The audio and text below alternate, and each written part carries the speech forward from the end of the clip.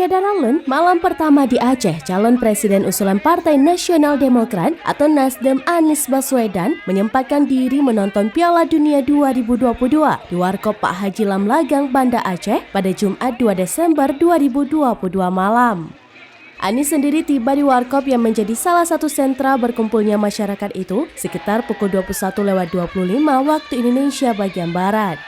Setiba di Warkop tersebut, ia langsung disambut puluhan masyarakat yang kebetulan sedang mengisi waktu luang bersama kawan dan keluarganya. Melihat Anies tiba, masyarakat langsung mendekat dan meminta foto bersama dengan mantan Gubernur DKI Jakarta itu.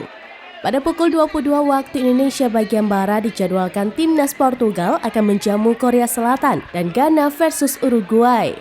Saat ditanya serambi, Anies sendiri mendukung Korea Selatan dalam perebutan tiket 16 besar.